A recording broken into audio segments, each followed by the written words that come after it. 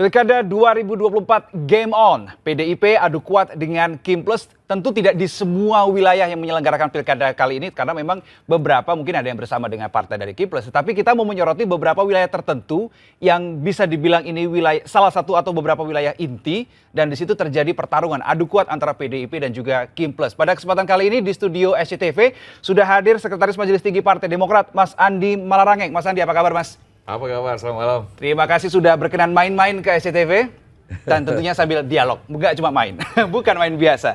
Di sebelahnya ada Mbak Rustika Herlambang, Direktur Komunikasi Indonesia Indicator. Mbak Tika, selamat long sore. time no see. Iya. Selama ini hanya bertemu di story saja. Betul sekali.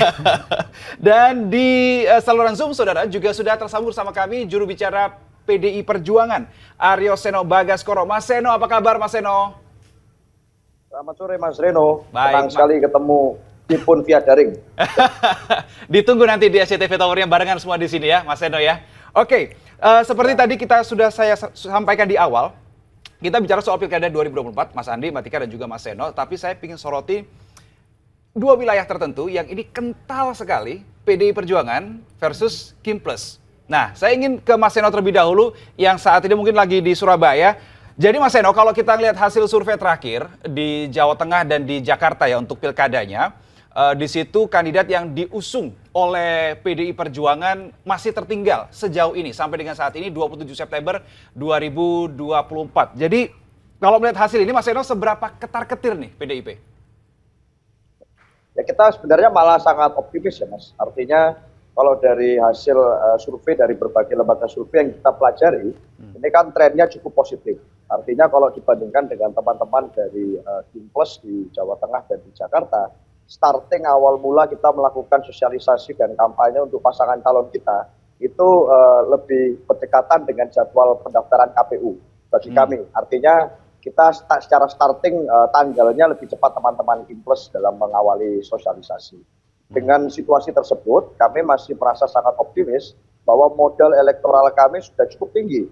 Katakan di Jawa Tengah, Pak Andika dan Mas Hendi, itu survei poll tracking terakhir kalau tidak salah sudah sekitar 31%. Ya. Ini angka yang sangat tinggi kalau bicara kampanye yang baru mulai. Kalau dibandingkan dengan Mas Ganjar Pranowo saja pada saat awal mula dulu maju sebagai Gubernur Jawa Tengah menghadapi Pak Bibit Waluyo, itu angkanya jauh di bawah Mas Andika dan Mas Hendi pada saat ini. Itu pun kita berhasil mengkonsolidasi kekuatan dan meraih kemenangan di hasil akhirnya. Jadi buat kami ini masih sangat dinamis, kita masih punya cukup banyak waktu untuk mengkampanyekan paslon, masih ada waktu kurang lebih 2 bulan, tidak hanya di Jawa Tengah dan Jakarta ya, tapi katakan seperti saya hari ini di Jawa Timur, di Jawa Timur pun kita juga sendirian ya, melawan koalisi besar, koalisinya Pak Andi Malarangeng. Jadi buat kami masih sangat optimis, ini pertandingan yang akan sangat menarik, adu gagasan yang sangat menarik, adu jejaring, adu kekuatan, dan utamanya sebenarnya pilkada ini bukan hanya soal mesin politik, tetapi juga soal ketokohan dan rekam jejak calon. Maka dari itu kita nggak main-main, kita menurunkan dan menugaskan kader-kader yang nggak kaleng-kaleng semua. Ada Mas Pram di Jakarta yang panjang pengalamannya, Pak Andika Perkasa, lalu di Jawa Tengah, lalu di Jawa Timur Bu Risma. Ini di Pulau Jawa kita memang memberikan prioritas atensi yang luar biasa. Mas Seno, kalau di Jawa Tengah, saya ingin menyoroti begini. Tadi Anda katakan modal awalnya dimiliki oleh Pak Andika Perkasa lebih tinggi dibandingkan Mas Ganjar pada saat di awal-awal kemarin ya. Pertanyaan begini, kalau berkaca di hasil Pilpres kemarin, goyang juga itu akhirnya Pak Ganjar di Jawa Tengah juga merupakan kandang dari PDI Perjuangan. Bagaimana Mas Seno menyoroti hal ini? Ya, kita yakin bahwa logika Pilpres dan pemilu, pilkada, itu ada perbedaan-perbedaan. Apalagi kalau bicara pilkada sekarang kan mesin partai kita otomatis semuanya akan bergerak lebih kencang.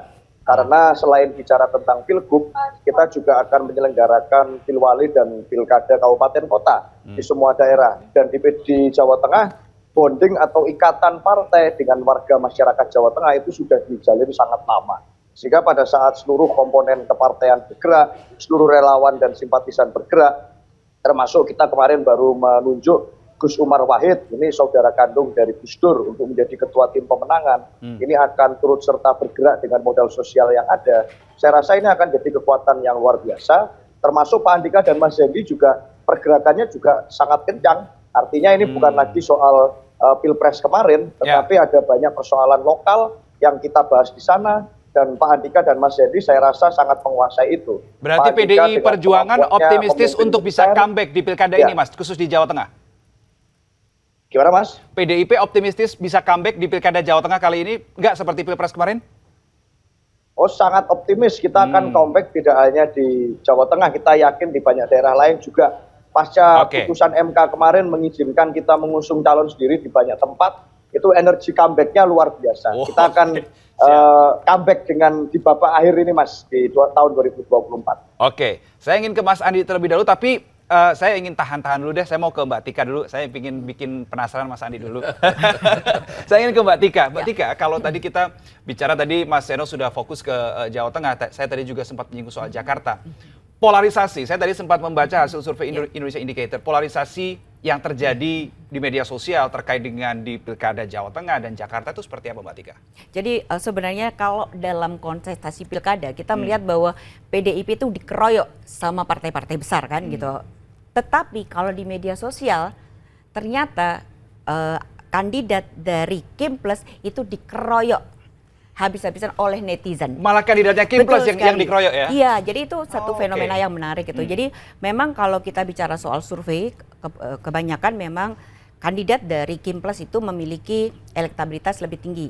Tetapi kemudian kalau kita lihat di media sosial ternyata itu sangat dinamis sekali. Oke, ini yang sedang tayang adalah di Jawa Tengah. Di Jawa Tengah. Bisa digambarkan seperti apa, Mbak Tika? Jadi kalau di Jawa Tengah itu, kalau kita lihat dari sisi percakapan, itu ternyata Andika itu mendapatkan engagement dan exposure itu sangat tinggi dibandingkan dengan Lutfi gitu.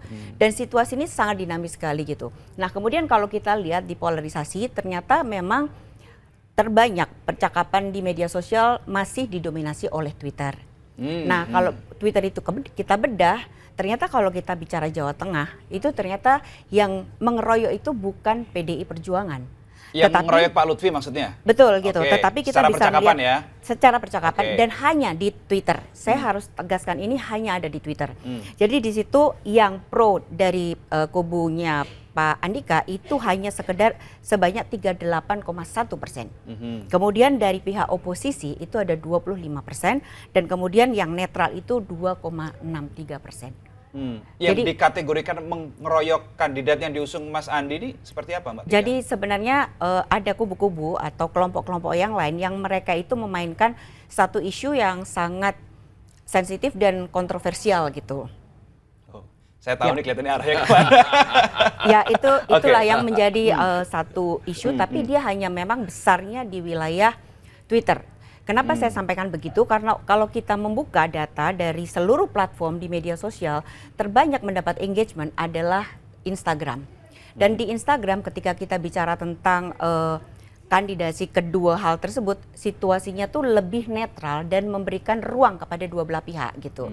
Namun kalau kita buka dari TikTok, nah itu ternyata paling banyak memberikan atensi kepada Andika. Ini situasinya sangat dinamis sekali. Jadi betul-betul kemarin Pak Lutfi, tiba-tiba Pak Andika gitu. Dan situasinya tuh sangat dinamis gitu. Bisa up and down, bisa berganti sisi juga ya? Sangat berganti itu sisi tadi yang gitu. Jawa Tengah. Boleh tolong ditampilkan yang Jakarta teman-teman. Catatan polarisasi untuk di Pilkada Jakarta. Sementara ini yang tercapture oleh Indonesia Indicator. Kalau di Jakarta sambil menunggu tampil boleh disampaikan juga? Betul. Jadi sebenarnya sama juga. Di DKI pun dikeroyok tapi oleh kubu dalam hal ini adalah kubunya pro Anies gitu. Jadi kubu pro Anies itu dalam percakapan terkait sama pilkada dia memiliki proporsi yang cukup signifikan. Karena sampai sekarang bahkan ketika kita bicara pilkada DKI itu 42,1% itu dikuasai oleh kubu pro Anies. Jadi mereka itu tetap beranggapan bahwa lebih banyak menyindir dua belah paslon dan mereka mengajak satu gerakan. Itu dari kubunya pro Pak Anies ya? Pro Pak Anies gitu. Sementara dari kubunya pro Pramono itu atau ke Rano itu hanya 15,4% gitu. Sama juga mereka tuh saling sindir gitu. Nah menariknya biasanya tuh Twitter itu dikuasai oleh kubunya Pak Suswono gitu. Tapi pada saat kita bicara soal pilkada DKI ternyata kubunya pro RK dan Pak Suswono itu hanya 5,1% gitu. Oh oke. Karena memang semuanya termakan dalam tanda kutip. Termakan iya, jadi Anies memiliki posisi yang masih cukup kuat gitu. Dan bahkan di media sosial juga terjadi adu framing gitu loh. anak abah ini mau kemana. Gitu Itu loh. dia yang mau saya tanyakan. Saya mau tanya, Mbak Rustika sudah kasih pengantar. Terima kasih Mbak Tika, saya sudah dibantu padahal belum tahu pertanyaan saya. Jadi Mas Andi, suara anak abah ini menjadi salah satu yang dipertanyakan oleh berbagai kalangan. Termasuk saya dari kalangan awak media ini mau kemana sih sebenarnya begitu kan? Pun juga di secara polarisasi tadi yang mendominasi juga masih pro Pak Anies. Apakah ini artinya kemudian kubu RK Suswono di Jakarta akan menarget suara dari anak abah ini, Mas Andi? Tentu saja kalau di Jakarta pendukung Anies cukup besar. Dia dulu gubernur di sini. Betul. Dan karena itu juga menarik sekali pikirannya ke arah mana dia. Tapi kalau kami melihat kecenderungannya tetap ke RK dan Pak Suswono. Karena rasanya ya ideologinya agak berbeda dengan PDIP. Sehingga kalaupun ada gerakan untuk mencoblos tiga-tiganya, rasanya kita sudah lihat bahwa gerakan golput itu ada, tetapi biasanya tidak akan besar. Dan orang akan cenderung tetap memilih. Mungkin turnout-nya tidak seperti dengan pada waktu Pilpres, tetapi turnout-nya 60-70% juga sesuatu yang besar. Dan artinya yang tidak memilih biasanya lebih kecil. Dan karena itu rasa polling sekarang memperlihatkan Pak Ridwan Kamil dan Pak Suswono tetap jauh lebih tinggi, mendekati 50%. Begitu juga di Jawa Tengah, Pak Lutfi dan Gus Yassin juga mendekati 50%. Kalau di Jawa Timur itu rasanya melampaui 50%. Kalau polling sekarang yaitu Ibu Khofifah dan Mas Emil. Jadi tiga-tiga calon dari Kim Plus ini boleh dikata masih berada di atas dalam konteks dan stabil di atas sejak awal di atas terus. Nah, kalaupun ada, apalagi kalau media sosial Twitter itu sangat elitis, kecil, sangat elitis. Kebanyakan mereka mungkin tidak akan memilih juga, belum tentu pergi memilih. Jadi yang lebih pas adalah polling. Bahwa media sosial bisa saja memperlihatkan kecenderungan percakapan, banyaknya percakapan, terutama awal-awal ketika pencalonan itu. Tapi begitu pada mulai, sekarang kan sudah mulai kampanye nih. Orang sudah melihat bagaimana program kerja. Nah kalau di Jawa Timur memang Mbak Khofifah, Ibu Khofifah dengan Mas Emil incumbent, rasanya orang akan masih ingin melanjutkan kepemimpinan Ibu Khofifah dan Mas Emil, Jawa Timur. Kalau di Jawa Tengah, rasanya Pak Lutfi dan Mas Gus Yassin ini tetap menjadi calon utama yang didukung oleh masyarakat Jawa Tengah.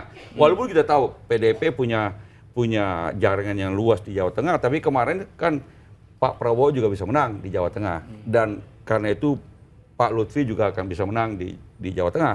Kalau di RK memang tidak ada incumbent.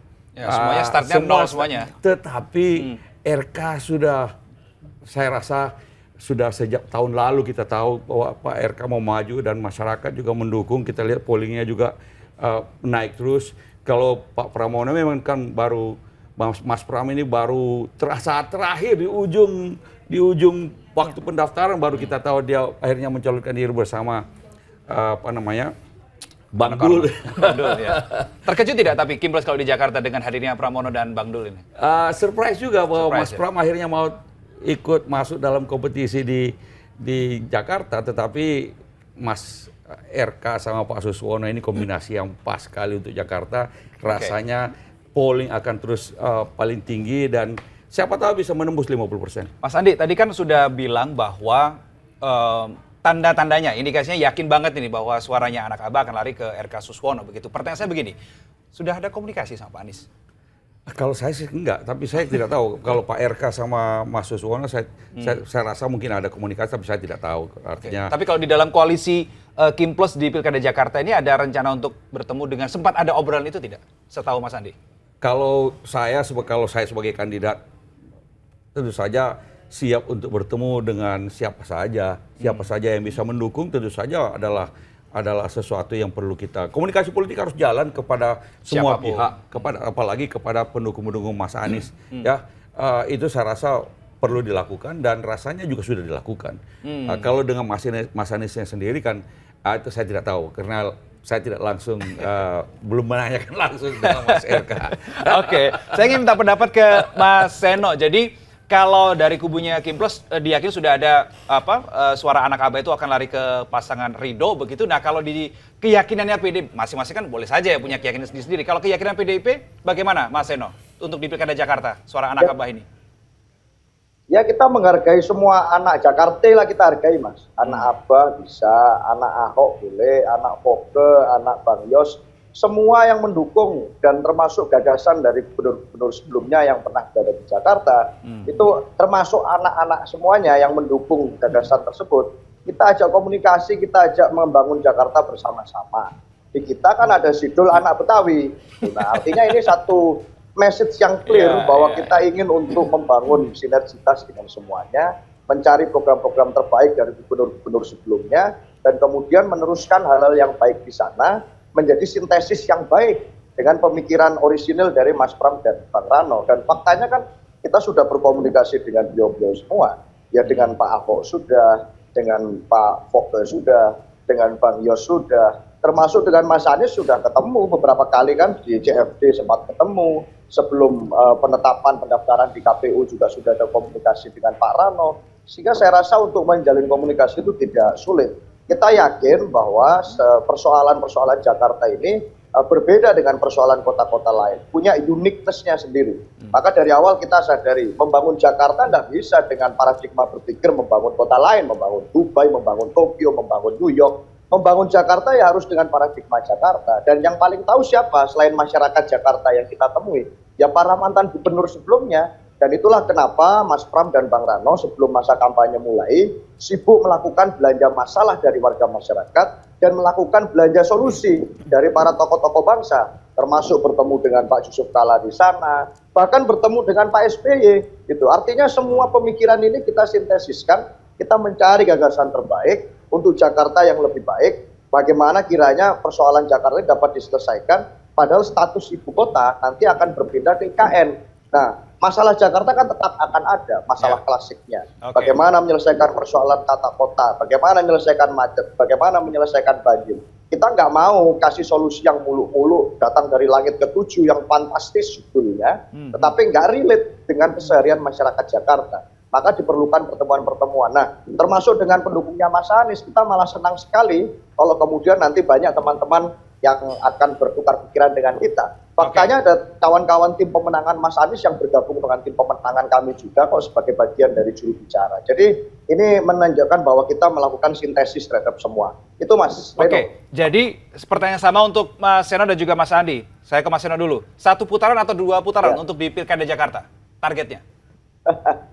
Ya kalau bisa 1 putaran, kita optimis 1 putaran. Biar jaraknya cukup jauh loh Mas Seno kalau kita lihat rentangnya antara pasangan Ridho dan pasangan Pramono Rano ini, kalau untuk menang 1 putaran ya, Pramono ya Rano. nggak apa-apa, apapun kita akan ikuti mekanisme demokrasi yang disediakan melalui pemilu. 1 putaran, 2 putaran itu adalah bentuk dari demokrasi yang kita hargai. Yang penting semua menghormati aturan main. Kita yakin semua akan menghormati itu, mengikuti, tidak menggunakan cara-cara non-demokratis. Kita yakin kok pilkada yang gembira di Jakarta bisa terwujud. 1 putaran, 2 putaran, yang penting pilkada jangan sampai hanya mahal, tapi masyarakat tidak mendapat substansinya. Itu akan sangat disayangkan. Itu Mas Rino. Mas Andi, 1 putaran atau 2 putaran? Insya Allah 1 putaran, karena memang kita upayakan supaya 1 putaran, karena menghemat biaya, dan kemudian apalagi juga bisa lebih fokus setelah 1 putaran 1 kali, lalu waktu juga bisa dipakai banyak. Seperti Pak Prabowo ini, menang 1 putaran sehingga punya banyak waktu untuk menyusun kabinet, untuk membuat program-program dan sebagainya, sehingga bisa langsung gerak cepat, gercep, gaspol pada waktu setelah dilantik. Nah, karena Jakarta memang harus 50% plus 1. Betul. Jadi, beda sama provinsi tapi lainnya. alhamdulillah sekarang ini kita lihat pollingnya Pak RK dan Mas Suswono itu mendekati 50%. Kalau kurang dikit lagi sudah bisa lewat 50%, sehingga bisa 1 putaran. Karena ya Pak RK kan pernah jadi gubernur di Jawa Barat yang sebenarnya jauh lebih luas, sehingga kompleksitasnya juga sudah biasa dengan kompleksitas yang beragam. Karena itu kali ini apalagi didampingi dengan Pak Suswono yang juga kita tahu basis akar rumputnya luar biasa. Nah, sehingga itu yang kita harapkan di Jakarta. Kalau Jawa Tengah dan Jawa Timur kan tidak, kalau berdua tinggal memang harus 50% plus 1. Kalau bertiga tidak harus di Jawa Timur. Tapi intinya bahwa rasanya 3 daerah ini, Jawa Timur, Jawa Tengah, dan DKI memang harus mendapatkan pemimpin-pemimpin terbaik, dan rasanya dari Kim Plus ini menawarkan calon-calon pemimpin yang terbaik untuk 3 daerah yang sangat penting di Republik ini. Oke, baik. Optimistis untuk di Jakarta, satu putaran dari Mas Sandi. Saya ingin tanya ke Mbak Rustika, sentimen sekarang. Kita ngomong soal Jakarta. Ya. Ada 3 paslon, Ya. 2 paslon yang diusung oleh parpol dan 1 independen. Ya. Sentimennya sejauh ini seperti apa, Mbak? Pemetaannya, sentimen paslon di Jakarta. Nah, jadi itu sebenarnya menarik ketika kita bicara DKI karena itu mengingatkan dengan pola yang terjadi di Pilpres kemarin. Oh gitu? Ya, betul. Jadi kalau dari sisi exposure gitu, postingan itu terbesar memang ditujukan kepada Ridwan Kamil. Gitu kan. Terus kemudian dari sisi engagement itu juga ditujukan kepada Ridwan Kamil gitu. Tetapi kalau kita baca postingannya itu Pramono Anung itu postingan negatifnya tuh 24,63. Jadi sekitar 25% sentimen negatif. Kalau Pak Ridwan Kamil itu 50,18% itu sentimen negatifnya. Tetapi ketika kita bicara apakah postingan yang negatif itu direspon oleh netizen lainnya, betul. ternyata di Ridwan Kamil itu sentimen negatifnya hanya 19%. Jadi situasi ini mengingatkan kepada situasi ketika di Pilpres di mana Prabowo mendapatkan serangan yang luar biasa, tetapi ternyata situasinya tuh engagementnya itu negatifnya kecil gitu. Dan kenapa itu bisa sentimennya terbanyak negatif? Karena memang sentimen itu berasal dari media sosial Twitter. Media sosial Twitter itu dia cukup cerewet, tapi ternyata dia secara engagement kurang gitu. Sementara dalam hal ini ternyata Instagram itu menjadi salah satu platform yang masih dijadikan engagement terbesar oleh netizen. Tetapi kita harus belajar lagi gitu, karena biasanya paling banyak itu TikTok. Kali ini masih Instagram, kemudian TikTok gitu. Jadi saya jadi ingat lagi nih teorinya Mbak Tika nih, Mas Andi. Saya pernah ngobrol tuh gini. Jadi yang di X atau di Twitter itu yang negatifnya, untuk netralisir ini di Instagram dan di TikTok. Ya, begitu betul, ya? Betul, terutama polanya di TikTok. masih sama terjadi sekarang Polanya ini? masih sama seperti di situ. Karena kalau Twitter sangat elitis, jumlahnya sedikit. Lebih besar adalah yang pada kalangan umum pakai Instagram. Anak-anak muda, tapi sekarang mulai juga yang mulai menengah masuk di TikTok. Sehingga lebih jernih mungkin kalau kita melihat kepada kebanyakan netizen, kebanyakan pemilih. Tapi jangan lupa juga bahkan di DKI Jakarta pun walaupun media sosial ada banyak hal yang kita bisa ungkap dengan media sosial, tapi banyak pemilih pada dasarnya juga lebih banyak lagi yang tidak menggunakan media sosial. Ya, karena ada kategorisasi lagi karena ya. itu polling kita lebih menarik kalau kita melihat bagaimana tren pollingnya dari minggu ke minggu, dari bulan ke bulan, sehingga kita bisa melihat bagaimana perilaku pemilih dalam konteks pilihan-pilihan yang ada. Oke, itu tadi adalah Pramono dan Pramono Rano dan RK Suswono. Kalau jangan dilupakan juga karena di Jakarta ada 3 paslon, ada pasangan independen juga nih, Mbak Tika. Gimana kalau di Darmakun itu? Jadi kalau di Darmakun itu kalau kita lihat dari sisi engagementnya itu ini media sosial ya, engagement dari tanggal 1 September sampai tanggal 27 September itu Ridwan Suswono 61%, Pramono Anung Rano itu 34% dan Darmakun 5%. Itu engagement gitu. Jadi kenapa tadi artinya apa? Dia angkanya cukup kecil tuh? Angkanya 5%. Di media sosial dibicarakan gitu. Tetapi Darmakun ini juga sentimen negatifnya cukup besar karena dia kan diramaikan di awal dan di framing sebagai calon boneka gitu. Jadi ini adalah PR-nya Darmakun untuk bisa menghilangkan hal-hal tersebut gitu. Oke, baik. Selain tadi ada sentimen paslon, kemudian tadi kita juga sudah tampilkan juga polarisasinya seperti apa, saudara. Kita juga punya lagi-lagi data dari Mbak Tika dan kawan-kawan. Ini terkait dengan partai politik pembentuk wacana tertinggi. Ini di Jawa Tengah dan juga di Jakarta. Saya mungkin membantu Mbak Tika. Bisa tolong ditampilkan dulu teman-teman. Bagaimana grafik parpol pembentuk wacana di Jawa Tengah dan juga di Jakarta. Bisa tolong ditampilkan teman-teman. Ya, silakan. Ini yang di Jawa Tengah tertinggi itu masih PD Perjuangan ya, Mbak ya? Betul. Jadi kita melakukan konsisten research ya. Ternyata kalau terkait sama partai itu PDI Perjuangan paling banyak disebutkan. dibandingkan dalam artian ya, bukan PDIP yang aktif, tapi Enggak. juga dia disebutkan ya? dia disebutkan. Jadi Oh. dimention terus gitu loh terkait sama partai PDI Perjuangan, partai PDI Perjuangan gitu. Baru hal-hal yang lain. Dan penariknya juga di analisis di media mainstream pun seperti itu gitu. Jadi di beberapa wilayah tadi misalnya DKI, Sumut maupun Jawa Tengah itu PDI Perjuangan sangat mendominasi gitu. Dan itu kelihatan kalau misalnya kita bicara di Jawa Tengah gitu. Setelah PDI Perjuangan itu partai yang muncul itu apakah itu Gerindra gitu. Nah, itu kelihatan sekali kalau di Jawa Tengah Gerindra. Tetapi kalau Setelah misalnya PDIP? betul. Oke. Kalau misalnya di Pilgub DKI di media mainstream, saya bicara media mainstream itu PKS. Oh, oke. Jadi kalau di DKI itu nomor 1 PDI Perjuangan, kedua PKS, ketiga Gerindra, 4 Nasdem, kelima Golkar. Ini adalah mereka yang membentuk wacana terkait dengan Pilgub DKI dan partai. Tapi memang juga mereka adalah pemenang-pemenang Ya, di Pileg kemarin Oh, di daerah di DKI Jakarta memang pemenangnya adalah Betul. PKS. betul. Sebaliknya di Jawa Jawa Tengah Tengah, memang PDI adalah Perjuangan. PDI Perjuangan. Sehingga wajar saja kalau mereka mendominasi dalam juga, walaupun kita belum tahu di situ sentimennya negatif atau positif. Ya. Itu hanya mengatakan mention. Ya. Nah, apakah ini semua bisa mempengaruhi pemilih nantinya waktu memilih? Bisa saja. Cuma terus terang saya juga belum tahu berapa besar pengaruhnya di dalam proses memilih. Bagaimana kalau kita bandingkan antara polling dengan medsos? Sentimen, ya. Sentimennya apakah Linear linear atau atau tidak? Atau ada gap atau bagaimana? Ini yang terus terang kami masih berusaha untuk melihat bagaimana konteksnya kedua sistem, dua hal ini, indikator ini ya, Ya. melalui polling maupun Elektabilitas. melalui media sosial. Mana media sosial yang paling sensitif terhadap perilaku pemilih dan bisa menentukan kira-kira akhirnya sama. Kalau polling kita lihat, kalau polling yang baik pada dasarnya akan ada margin of error sekitar 3-4-5% tergantung dari sampelnya.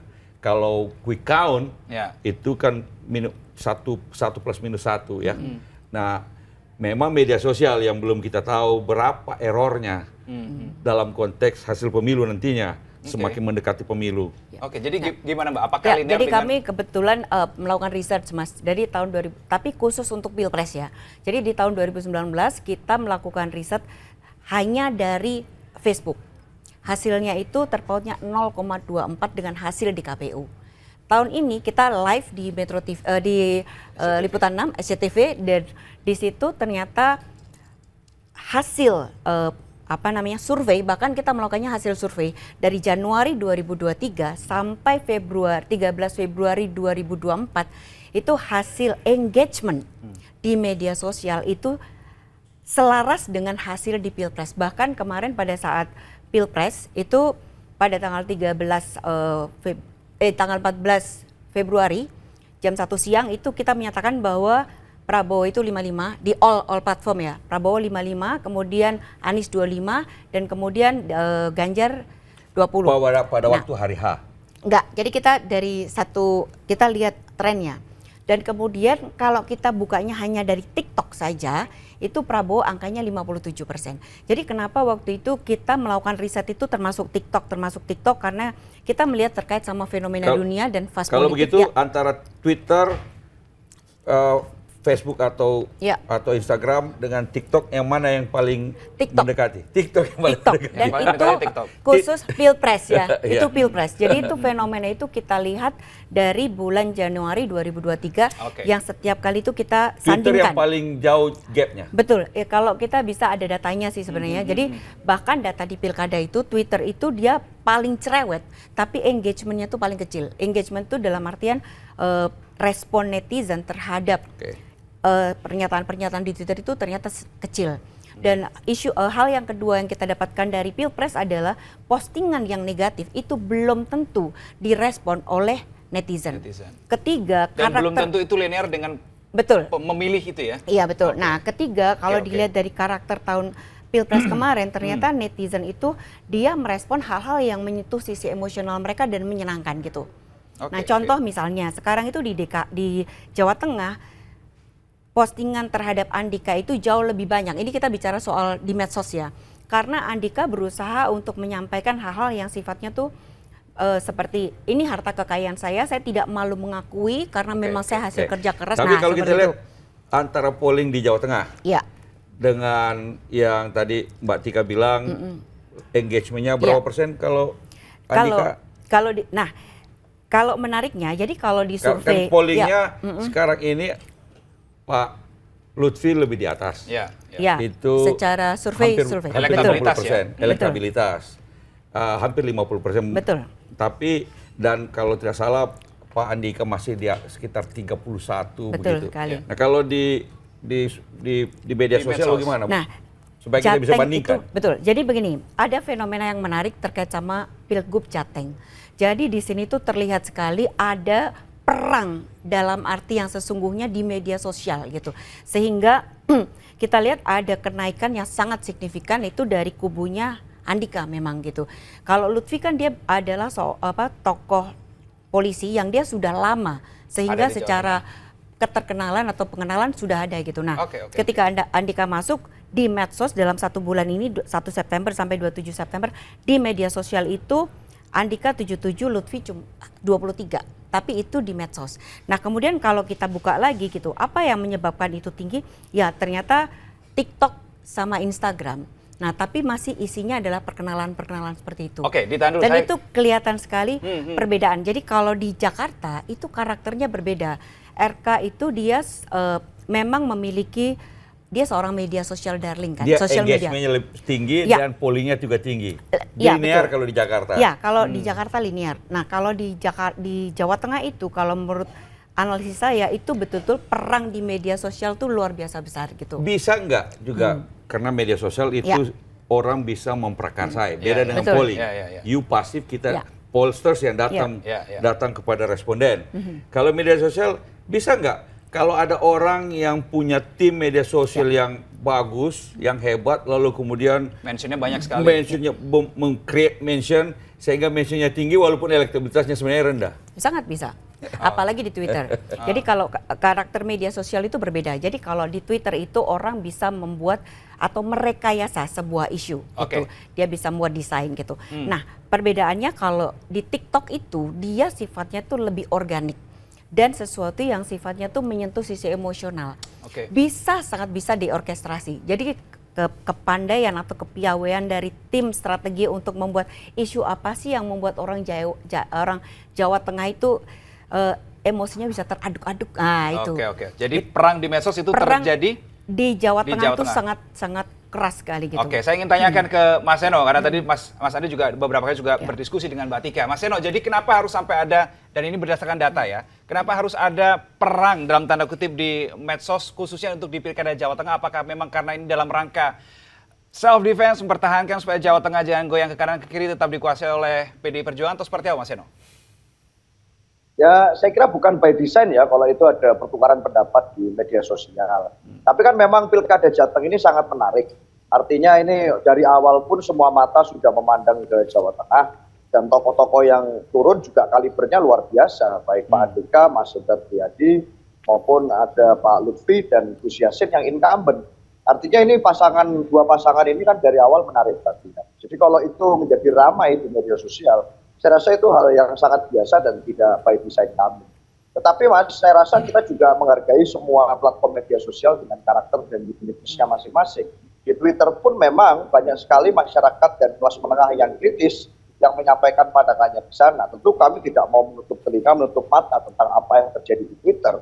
Bagaimanapun di sana banyak sekali masukan yang positif, bagaimana kritik tentang jalannya pilkada kita, jalannya demokrasi kita, jalannya pemilu kita itu terjadi di Twitter dengan substansial. Di TikTok juga sama, kita tetap mengikuti arus tren komunikasi publik saat ini dengan mengikuti perkembangan di TikTok. Tapi semuanya itu saya rasa konsekuensi logis ya dari apa yang menjadi gelaran kita. Publik sudah mengalami tahun politik ini kan cukup kelelahan juga sebenarnya. Mulai dari Pilpres hingga ke situasi MK dan DPR kemarin, situasi pasca Pilpres hingga Pilkada. Artinya ada situasi yang begitu panjang yang harus dialami oleh publik Indonesia. Sehingga kalau bicara tentang politik Pilkada di konteks saat ini penting bagi kita untuk bisa terus-menerus menyampaikan gagasan yang substansial di antara semua gimmick yang muncul. itu menjadi tantangan tersendiri. Karena buat kami pemilu ini tidak boleh hanya semata-mata urusan memilih pemimpin, tapi juga harus berkualitas, harus ada isinya, harus ada yang dibicarakan di sana, dan kemudian setelah selesai pemilu juga harus ada maknanya. Bagaimana yang menang membangun kemenangan yang berkeadapan, yang tidak menang juga bisa menjalankan fungsi yang baik, menjalankan mekanisme kontrol, menjalankan mekanisme check and balance, dan itu harus bisa ditata aturan mainnya selama pemilu. Buat kami itu yang menjadi concern kami sekarang, Pilkada Jawa Tengah dan Jakarta meskipun ramai di medsos, tapi saya rasa di lapangan sama-sama menarik kok. Ini berbagai titik sudah kami kunjungi, antusiasmenya luar biasa, apalagi Pak Andika ini kan bukan figur baru di media sosial. Saat menjadi Panglima TNI juga komunikasi publiknya sangat terbuka, ini sangat digemari anak-anak muda, dan membawa militer menjadi instansi yang dihormati publik pada saat beliau menjadi Panglima TNI. Jadi saya rasa bukan sesuatu yang aneh kalau kemudian ramai di media sosial. Itu Mas Reno. Oke, baik. Saya ke Mas Andi. Jadi ketika tadi di 3 wilayah, kalau tadi Mas Andi mention ya, di Jakarta, Jateng, dan juga Jatim begitu, sudah konsisten leading dari awal begitu. Apakah kemudian hal ini membuat Kim Plus dan Mas Adi di situ ada di dalamnya kemudian merasa, wah, ada di comfort zone atau tetap war zone nih? Oh enggak dong, karena pertama kalau DKI Jakarta kan kita sedang berusaha untuk agar satu putaran. Karena harus 50+1 ya? Harus 50% plus 1. Kalau yang lain bagaimana terus meningkatkan, kalau bisa juga ya 50% plus 1 juga walaupun tidak harus. Kalau Jawa Tengah, Jawa Timur. Tetapi intinya kalau Jawa Tengah memang karena 2 pasangan ya. Dia harus menang dengan comfortable zone. Jadi ya tentu saja harus kita kasih tahu juga kepada Pak Lutfi dan Gus Yassin dan juga Bu Kofifa dan Mas Emil, jangan lengah, tetap harus gaspol. Apalagi pasti mereka kita tahu bahwa di Jawa Tengah jaringan PDIP juga kuat, sehingga nggak boleh panjang enteng. Begitu juga di Jawa Timur, di situ ada jaringan PKB, tetapi rasanya tiga-tiganya ini insya Allah bisa mempertahankan keunggulan dalam polling, akhirnya menuju elektabilitas pada hari H. Dan mudah-mudahan ini semua kita yakin, karena tiga-tiganya memang dipersiapkan untuk yang terbaik untuk memimpin provinsi-provinsi besar ini. Jawa Timur, Jawa Tengah, Jakarta ini provinsi-provinsi besar yang mestinya, Jawa Barat juga sebenarnya kita juga mempersiapkan dengan baik untuk bisa mendapatkan kemenangan. Tentu saja kita harapkan dengan kemenangan dari calon-calon dari Kim Plus ini bersinergi dengan Presiden Prabowo nantinya. Ya kalau presidennya dan gubernurnya itu satu garis, satu frekuensi, itu rasanya ya pembangunan di daerah-daerah tersebut, khususnya di DKI Jakarta, Jawa Barat, Jawa Tengah, Jawa Timur, itu bisa selaras dan tambah mantap lagi. Karena sudah satu frekuensi antara Presiden Prabowo nantinya dengan para gubernur dan wakil gubernur di daerah-daerah tersebut. Berarti memang tujuannya koalisi besar ini khususnya di beberapa wilayah yang tadi Mas Andi sebut, Jawa Tengah, Jawa Timur, dan Jakarta, sengaja Kim Plus hadir di situ supaya gerak daerah sesuai dengan maunya pusat begitu atau bagaimana? Ya, Pak Prabowo kan punya cita-cita besar untuk memajukan bangsa ini. Tapi tentu saja semua itu implementasinya juga di daerah. Ya, karena itu peran gubernur, wakil gubernur, bupati, wali kota juga sangat penting. Nah, kami berpikir bahwa kalau gubernur-gubernur itu datang dari Kim Plus yang memang satu garis dengan Presiden Prabowo nantinya, itu pembangunan akan menjadi lebih lancar, komunikasi antara pusat dan daerah juga bisa lebih lancar, sehingga masalah-masalah yang mestinya ada bisa selesai dengan cepat. Akan tentu saja dinamikanya akan beda kalau misalnya di daerah-daerah tersebut gubernurnya datang dari partai yang lain kan begitu, dan ini yang kita harapkan begitu, dan rasanya rakyat juga akan melihat begitu. Lebih baik gubernur-gubernur ini udah yang satu garis dengan Presiden Prabowo, sehingga ke depan 5 tahun ke depan kita harap pembangunan menjadi lebih baik, pusat daerah, hubungan pusat daerah juga lebih baik, dan rakyat makin sejahtera. Oke, jadi memang ada tujuannya juga supaya untuk kemajuan muara akhirnya adalah di masyarakat itu sendiri ya. Oh iya, Mas karena Andi, ya? akhirnya kan konsumen dari semua upaya kita ini adalah rakyat menjadi lebih terlindungi, lebih terlayani, dan kemudian lebih meningkatkan kesejahteraan mereka. Oke, Mas, tapi saya berpikir begini, Mas. Kalau koalisi besar itu kan banyak partai begitu ya, banyak partai tergabung. Bahkan ada belasan mungkin ya tergabung di satu koalisi itu. bagaimana kemudian memastikan semua mesin parpol ini bekerja semuanya? Karena mungkin saja ada celah yang 1, 2 tidak bekerja, cuma asal nebeng gitu aja, kemudian nanti kalau menang ikut-ikutan declare, begitu. Bagaimana? Tapi di dalam Komplas ini kan kita berkomunikasi terus. Dan kemudian terutama juga dengan para cagup-cawagupnya itu. Oke. Dan sudah ada komitmen dari kita, waktu pencalonan pun kita sudah saling, kami misalnya di Jakarta, Demokrat tidak punya calon memang di DKI. Sehingga kami mencari calon yang ada dari koalisi, Pak RK dan Pak Suswono. Walaupun kami mendukung, Anda akan lihat mesin politik Partai Demokrat akan bekerja dengan keras. Sebaliknya, di tempat lain di Jawa Timur, ada kader kami yang jadi pendamping Bu Kofifa, Mas Emil. Teman-teman dari Kimplas melihat juga bahwa memang Mas Emil yang terbaik untuk mendampingi Bu Kofifa. Sehingga kita sama-sama bekerja sama untuk mendukung keduanya untuk menang. Begitu juga di Jawa Tengah. Jadi kita saling melihat mana yang terbaik bagi bangsa dan negara, bagi masyarakat setempat, dan juga mana yang terbaik yang bisa menang. Karena itulah rasanya semuanya sudah komitmen untuk bekerja keras memenangkan calon-calon tersebut. Oke, baik. Itu tadi soal pilkada, Mbak Tika, Mas Adi dan juga Mas Seno. Sebenarnya karena memang judulnya kita adalah soal pilkada, tapi saya juga ingin tertarik soal politik nasional ini. Terkait dengan jelang pelantikan presiden yang sudah tidak sampai 1 bulan lagi ya, karena 20 Oktober begitu. Nah, saya ingin ke Mas Seno. Jadi Mas Seno, saya penasaran apakah sudah ada keputusan final soal sikap PDIP nanti bagaimana di pemerintahan Prabowo Subianto? Belum. Kalau final kan kita sudah sampaikan berulang kali sebetulnya Mas Deno, bahwa keputusan final terkait posisi politik PDI Perjuangan, sikap politik di dalam atau di luar pemerintah itu mekanismenya harus melalui Kongres. Dan Kongres itu digelar tahun depan. Logikanya kenapa? Nah, pemerintahan barunya belum terbentuk kok, kan pelantikannya saja belum. Masa kita sudah mikir dalam atau di luar? Saya rasa itu akan menjadi suatu hal yang aneh. Apalagi kita tahu bahwa di dalam Pilpres kemarin pun kan dinamikanya baik. Dan kritik kami terhadap proses pelaksanaan itu juga sampai hari ini masih kami konsisten suarakan. Oleh karena itu bicara tentang posisi tawar dan posisi berdiri kami, sampai sejauh ini kami masih berada pada posisi masih menunggu Kongres apakah akan berada di dalam atau di luar. Tapi kan kondisi kebatinannya sudah bisa dibaca bahwa banyak masyarakat yang sebenarnya menginginkan ada check and balance. Tetapi di luar itu semua kita tentu masih memiliki hubungan komunikasi yang baik dengan semua pihak. Dengan Pak Prabowo, hubungan komunikasi PDI Perjuangan dengan Gerindra juga berjalan dengan baik. Bahkan di pilkada sekalipun dari 545 daerah, banyak sekali daerah yang kami bekerja sama secara politik bersama dengan kawan-kawan dari Partai Gerindra. Demikian pula dari partai-partai politik yang lain. Artinya kami sadar betul bahwa apapun perbedaan pandangan politik, memang itulah yang harus dirayakan melalui pemilu. Tetapi bukan berarti harus menutup pintu komunikasi politik. Jadi kalau ada wacana pertemuan Ibu Mega dengan Pak Prabowo, ada wacana komunikasi, saya rasa itu satu hal yang wajar dan dewasa di dalam demokrasi kita. Apapun itu, tetapi saya ingin menanggapi bahwa pilkada ini kan sebenarnya ajang bagi rakyat untuk merayakan kedaulatannya. Artinya nanti pada saat siapapun yang terpilih, baik pasangan dari partai manapun yang mengendorse belakangnya, itu saya rasa pada saat sudah dilantik menjadi kepala daerah, itu mereka semua akan mengikuti konstitusi dan aturan yang berlaku.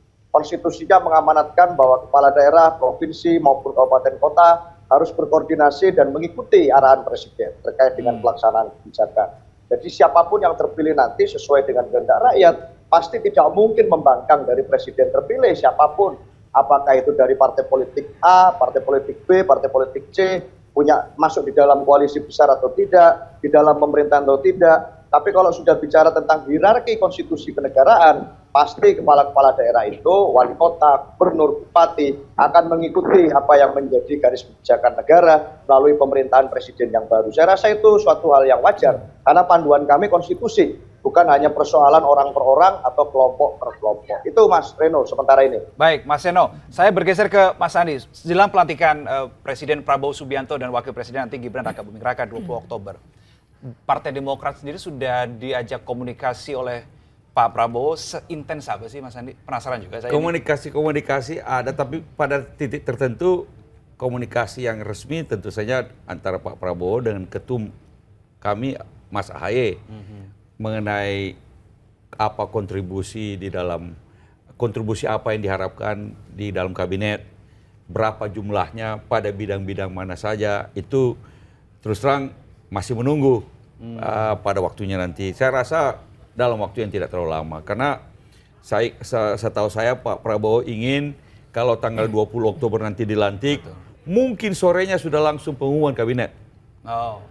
Besoknya 21 sudah pelantikan kabinet. Mungkin 22 langsung sidang kabinet pertama. Sehingga langsung gaspol. Beliau ini memang pengen begitu hari pertama sudah bisa jalan langsung kabinetnya segera terbentuk, langsung kerja. Nah karena itu pembentukan kabinet itu mungkin berarti kan sebelum tanggal 20 Oktober kabinetnya sudah tersusun dengan baik. Tapi kami masih menunggu, ini masih bulan September sebenarnya. Belum dimintai nama begitu Demokrat untuk meminta disuruh setor nama mungkin. Atau jangan-jangan Mas Andi nih yang masih menunggu. Oh, masih menunggu. Begitu. Masih menunggu. Saya jadi curiga. Masih menunggu. Saya rasa partai-partai lain juga sama. Ya. Kalau mengenai apa namanya komunikasi-komunikasi secara informal tentu saja bisa ada, tetapi tetap saja pada titik tertentu harus ada yang resmi. Misalnya Presiden terpilih Prabowo mengundang Ketum AHY untuk berbicara, begitu juga ketum-ketum partai lain kan. Lalu kemudian dia meminta nama-nama secara resmi dan kemudian setelah proses internal masing-masing partai, kemudian nama-nama itu diserahkan kepada Pak Prabowo nanti untuk misalnya segera disusun sehingga tanggal 20 Oktober pun kalau Pak Prabowo ingin mengumumkan kabinet tanggal 20 Oktober sesudah pelantikan presiden bisa dilakukan sehingga nah tapi yang jelas kalau kami Partai Demokrat sudah siap dengan kader-kader terbaik kapan saja diminta dan kemudian dan di dalamnya ada nama Andi Malarangeng juga di situ. kalau kami kasih yang muda-muda sama dengan Ketum AHY. Jadi tapi itu yang mana dan bagaimana kita masih menunggu. Masih belum ada draftnya pun juga masih belum ya? Masih menunggu aja. Oke, terakhir karena waktu kita terbatas, Mbak Tika, 1 bulan jelang pelantikan bahkan kurang begitu ya. Ada tidak mungkin di media sosial mungkin, wah sudah mulai bersuara nih, apalagi yang cerewet misalkan di Twitter, mungkin harapan ke Pak Prabowo, ke Mas Gibran, ataupun di kabinet berikutnya, ada yang tercapture? Mungkin sampai sekarang masih belum ya, karena masih panjang waktunya. Tapi kalau saya melihat dari pola, dari Pilpres berikut sebelumnya, itu sepertinya kabinet Prabowo itu akan ada kejutan gitu. Biasanya itu kalau menjelang seperti ini, bursa yang namanya menteri-menteri itu muncul, ini betul-betul sepi sekali gitu. Terus kedua, Pak Prabowo juga dia tidak banyak bicara gitu. Ini yang membuat orang wait and see juga gitu. Jadi kalau dilihat dari karakternya kayaknya akan ada kejutan gitu, entah itu di apa gitu. Walaupun kalau kita lihat ada riak-riak kecil di media sosial yang hampir setiap hari ada trending topik gitu. Terkait situasi yang negatif yang ditujukan misalnya kepada Pak Jokowi misalnya gitu, atau keluarganya gitu. Namun sejauh ini hanya ada di media sosial. Tetapi dia tidak masuk ke media mainstream gitu.